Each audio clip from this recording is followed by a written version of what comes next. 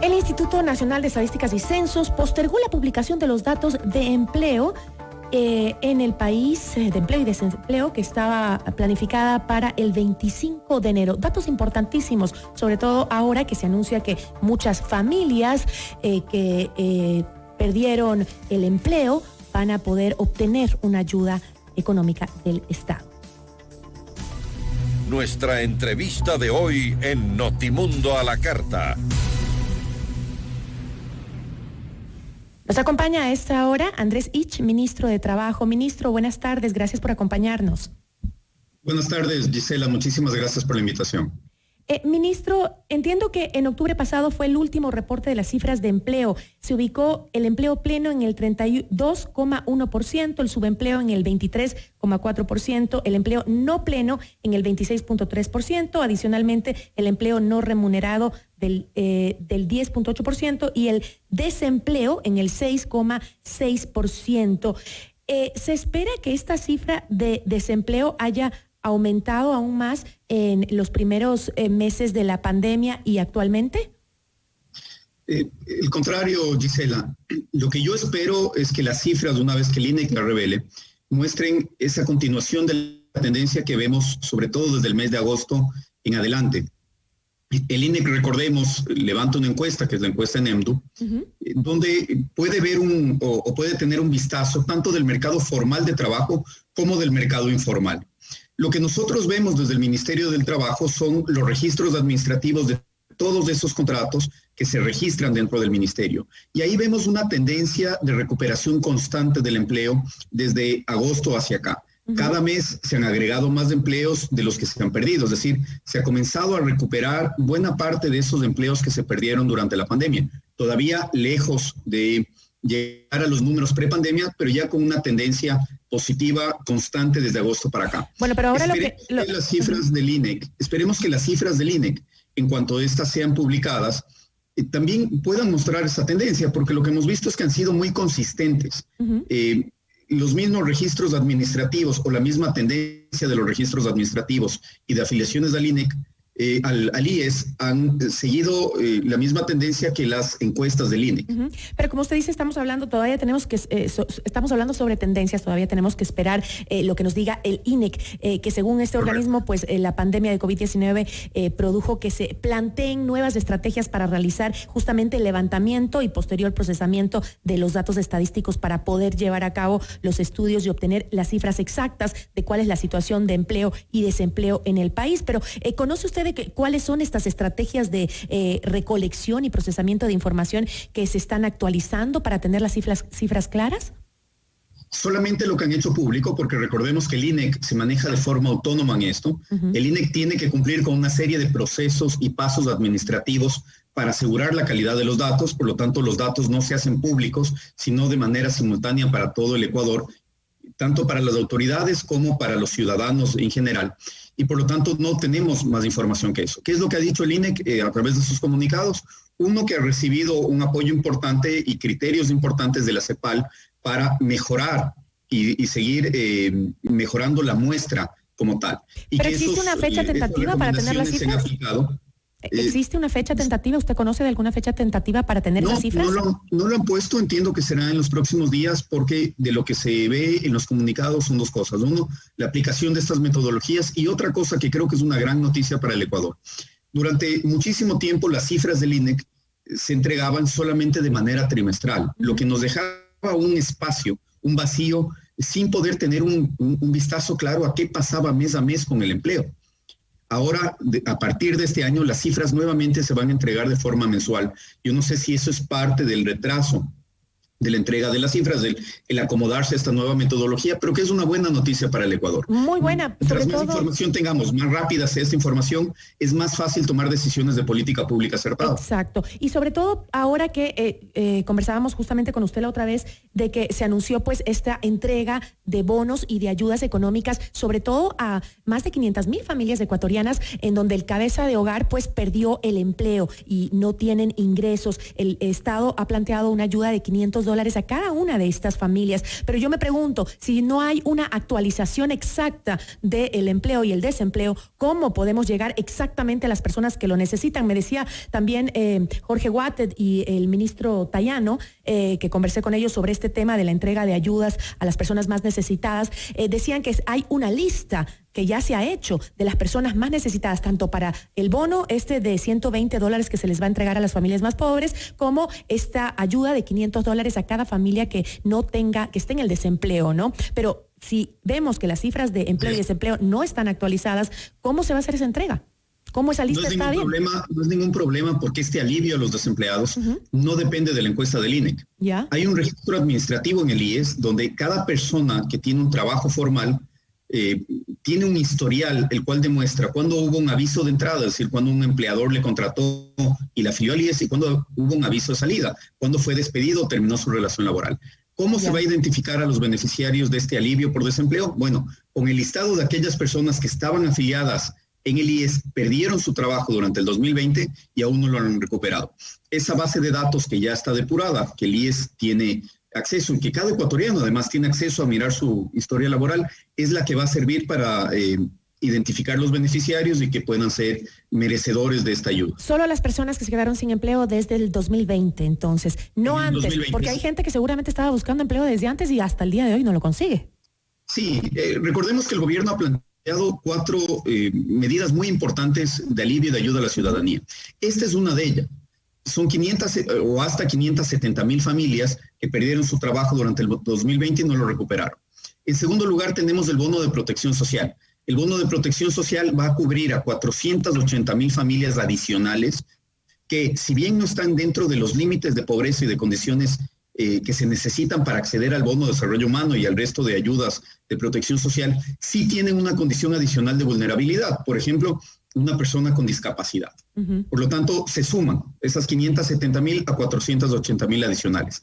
También se ha planteado que las personas, los campesinos que perdieron su acceso al seguro social campesino, porque ni siquiera pudieron pagar esos $3 o casi $3 mensuales que se requiere para mantenerse afiliados, sean reintegradas al seguro social campesino con un aporte del Estado que va a cubrir esa prestación durante 3 años consecutivos. Y finalmente se hizo un trabajo muy importante. Aquí también participó el Banco Mundial y algunos expertos internacionales para depurar el padrón desde donde se identifican a los beneficiarios de los bonos, que es el registro social. Ese trabajo lo que ha logrado es, por un lado, limpiar de aquellas personas que no tenían derecho a recibir estas ayudas y por otro lado incorporar a muchísimas personas que no estaban recibiendo los bonos a pesar de que tenían derecho a ellos por su condición. Son 450,000 personas adicionales que entran dentro de esta red de protección social. Esas personas van a tener acceso a estas transferencias monetarias directas que son importantísimas para ayudarles a salir de la pobreza y por lo tanto la suma de estas ayudas implica que es 1,5 millones de familias las que se va a beneficiar y va a tener un alivio importante en esta época tan complicada. Ahora, hemos hablado de que pronto el país contará con las cifras de desempleo súper actualizadas mes a mes, de que el Estado está preocupado por la cantidad de desempleados que hay y las familias que no tienen un empleo fijo y que va a ayudarlos con este dinero, con este aporte. Sin embargo, ¿qué está haciendo el Ministerio de Trabajo para reducir justamente esas cifras de desempleo y subempleo que han crecido tanto en el país? Es una pregunta muy importante, Gisela, porque sin duda estas ayudas y estos programas son fundamentales para sostener a las personas que están en una situación más crítica, pero esa no es la situación ideal. La situación ideal es lograr movilizarlas hacia un empleo formal, un empleo que tenga garantías adecuadas, que tenga una red de protección adecuada como el estar afiliados a la seguridad social y tener una sostenibilidad de esos empleos.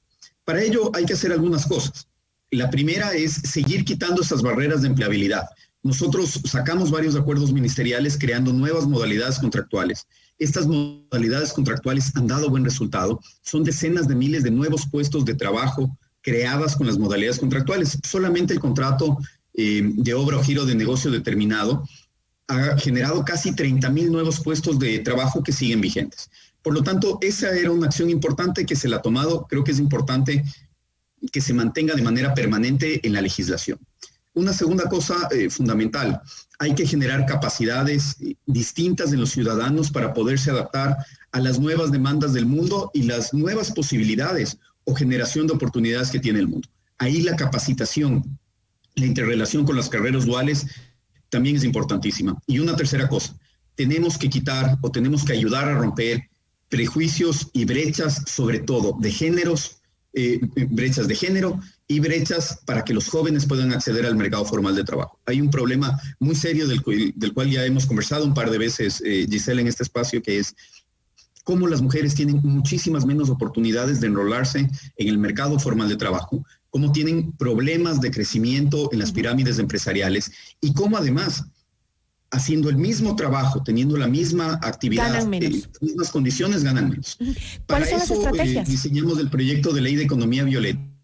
Es un proyecto que está listo, está afinándose los últimos detalles y que será enviado a la Asamblea Nacional y que romperá muchos de estos problemas de acceso, de igualdad y de oportunidades para mujeres, y creo que será un antes y un después en la tarea más importante que tiene el Ecuador, que es cerrar estas brechas, porque esa es la forma más rápida de crecer como país. Ahora, usted habló y mencionó de que un punto importante para reactivar el empleo eran las nuevas formas de contratación. Por el sector de los trabajadores hay mucha preocupación por la precariedad que se ha llegado a obtener, según dicen, en estas nuevas formas de contratación, en donde el trabajador empieza a perder derechos y no se estaría ahí controlando, pues, o protegiendo la tranquilidad, la estabilidad del trabajador. Sobre ese tema, ¿qué le podemos decir? Eso no es correcto. A mí me parece que es importante discutir las políticas públicas desde números e indicadores y no desde dogmas. Las nuevas modalidades contractuales, primero, que garantizan todos los derechos de los trabajadores, jornadas máximas, remuneraciones mínimas, no se baja el salario básico en ninguna de ellas, toda la red de protección adicional que se debe tener, afiliación a la seguridad social, cumplir con todas las medidas de seguridad en el trabajo, estabilidad durante el tiempo que el trabajo dure. Y lo que están permitiendo estas decisiones y estas nuevas modalidades contractuales es que personas que estaban en la informalidad o estaban en el desempleo se enrolen de manera formal en una actividad que les va a permitir crecer. Uno de los problemas serísimos que tiene el Ecuador es que casi la mitad del país está en la informalidad. Y si la mitad del país está en la informalidad, lo que significa es que tenemos a muchísimas personas con condiciones inadecuadas, con horarios inadecuados de trabajo, ganando menos que el básico. Para dar un dato que es aterrador, el quintil más bajo de ingresos de las mujeres es de apenas $40 mensuales de promedio. Es decir, la quinta parte de las mujeres en el país ganan la 10ª parte de un salario básico. Esos son los problemas más urgentes. Todas estas modalidades y herramientas que pueden traer a esas personas hacia una relación formal con mejores ingresos y que además se convierten en un paso para relaciones indeterminadas son positivas.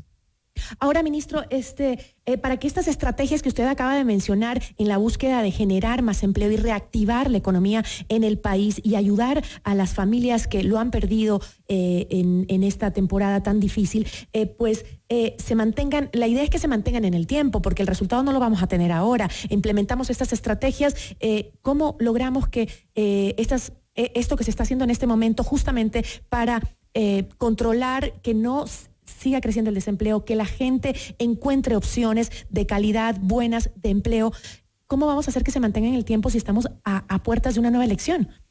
Porque lo interesante de eso es que se mantengan justamente las estrategias a lo largo del tiempo. Coincido absolutamente sobre la importancia de la sostenibilidad de estas medidas. La discusión del futuro del trabajo en el Ecuador es tan importante que excede cualquier tiempo político, excede a cualquier ministro de turno o cualquier autoridad de turno, y así lo hemos entendido. Por eso es que lo que hicimos fue abrir un espacio ciudadano, que lo llamamos Juntos por el Trabajo, para que sea la ciudadanía la que proponga los nuevos cambios en el marco normativo que necesita el país. Ese proceso ha dado extraordinarios resultados, hemos logrado sacar una serie de consensos que han sido sistematizados, y habrá un proyecto de reforma normativa que se le presente a la Asamblea adicional al de Economía Violeta y que ojalá sea recogido por la Asamblea, sea esta o la siguiente que venga. Porque ese no es un proyecto de un gobierno de turno, es un proyecto ciudadano y creo que así es como lo debemos sostener. ¿Qué es lo importante?